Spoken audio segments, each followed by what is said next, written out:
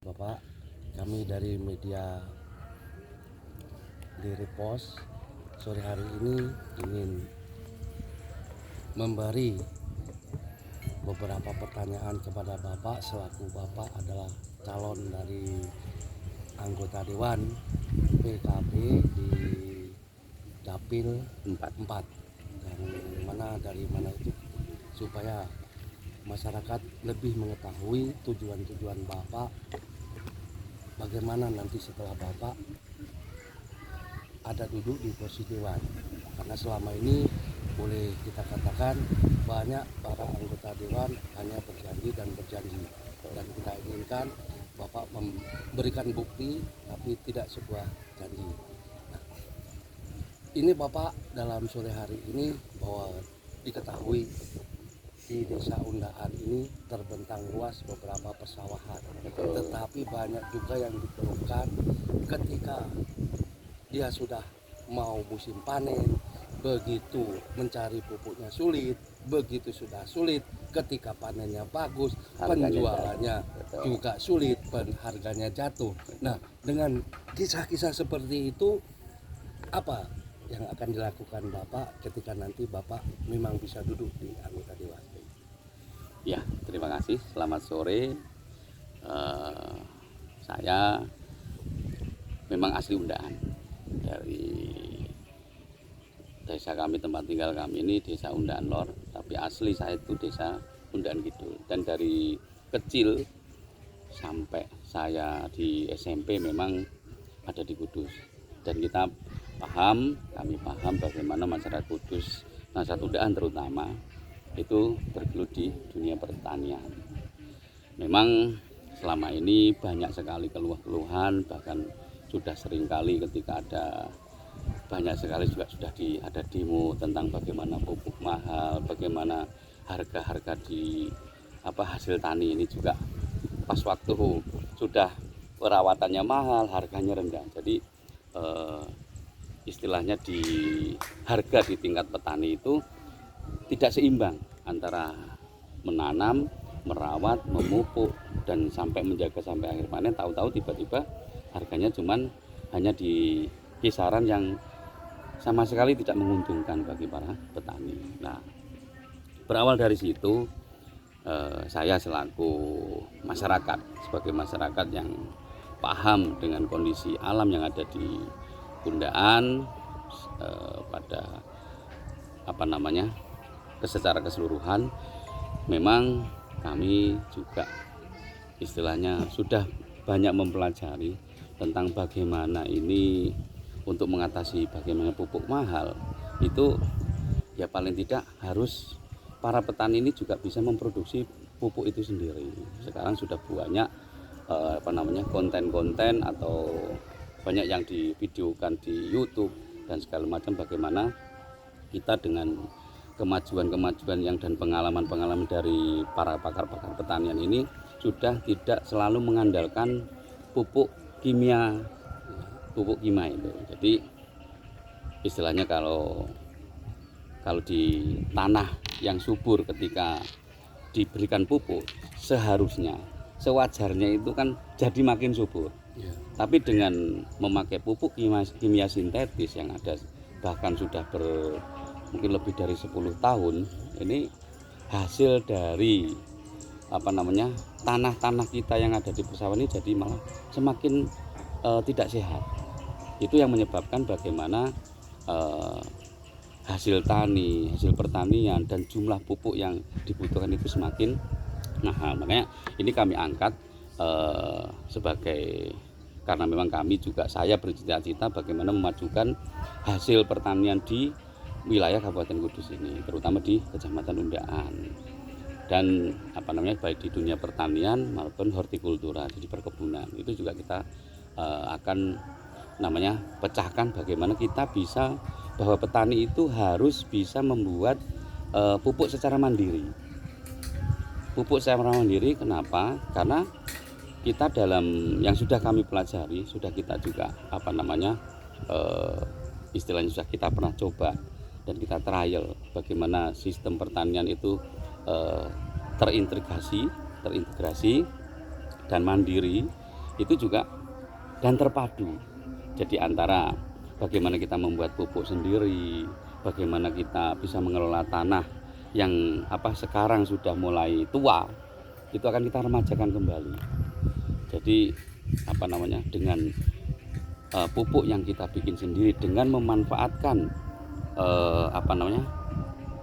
bahan-bahan yang ada di tempat itu sendiri. Maka dari program pertanian terpadu dan terintegrasi ini diupayakan dan diwajibkan setiap desa lewat kelompok-kelompok tani diberikan pengetahuan atau bahkan pembinaan dan uji coba untuk setiap kelompok tani itu bisa membuat pupuk sendiri.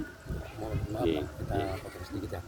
Bapak tadi mengatakan kalau petani itu harus pandai membuat pupuk sendiri. Betul, Tapi saya saring di sini tadi Bapak mengatakan kalau pupuk kimia itu hitungan tahun akan merusak ekosistem tanah itu sendiri. Betul, Lalu yang spesifik ini Bapak mengharapkan dibuat pupuk apa juga? Di pupuk organik. Oh, pupuk organik. Pupuk organik yang kualitasnya itu sama dengan pupuk kimia sintetis yang ada sekarang. Karena petani itu kan semakin kesini juga sudah bisa membedakan, dan mereka maunya juga instan. Ketika dikasih, bahkan dari Dinas Pertanian mungkin sudah mempromosikan, kita menggembar-gemborkan bahwa kita menuju ke pertanian organik dengan pupuk organik. Tapi dengan kualitas pupuk organik yang ada sampai saat ini itu belum bisa diterima sama petani. Karena apa? Kualitasnya. Ya, kami di sini tidak tidak akan membedah bahwa kualitas yang ada dari bahan dari pemerintah itu kurang bagus, tidak. Karena memang komposisinya, karena dengan kondisi tanah yang sekarang sudah sakit, itu dosisnya sudah istilahnya level 4 umpama gitu. Jadi dipakai yang hanya dosisnya level 1 ya tidak mempan. Makanya dari sini kita juga tergabung di Lembaga Pengembangan Pertanian NU. Itu kami juga mempelajari bagaimana sebelum tanah itu ditanami kita harus periksa kadar asamnya, suhu ada di dalam, suhu di luar, bagaimana suhu di dalam sawah itu bagaimana, kita juga sudah mempelajari itu. Dan selama ini dari pupuk yang Bapak harapkan tadi, pupuk organik, apa itu sudah bisa diterima dan dikembangkan di daerah undaan Bapak sendiri? Untuk saat ini baru kami trial hanya di wilayah komunitas kami sendiri.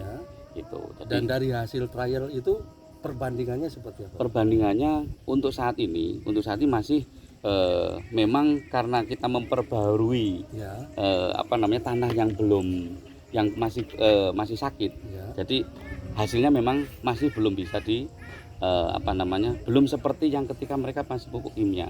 Tapi untuk peremajaan tanahnya kita sudah mulai perbaiki. Nah, kita juga akan tingkatkan dosisnya untuk pembuatan pupuk itu biar sekali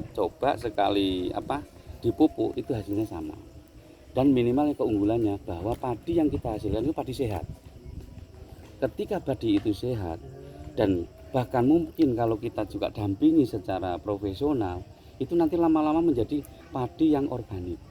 Dan nanti dari kelembagaan kami di LPPNU itu ada tim kami yang bisa meneliti dan bahkan sampai ke pengurusan sampai padi itu organik. Dan penjualan dari padi organik itu kami tampung semua. Terus mengenai harga pupuk sendiri itu terjangkau atau lebih mahal dari pupuk dari pemerintah? Atau sangat terjangkau. Sangat terjangkau. Karena apa? Mungkin di sini di daerah Undaan Lor, mungkin akan berbeda. Kalau kita coba di daerah Undaan Tengah.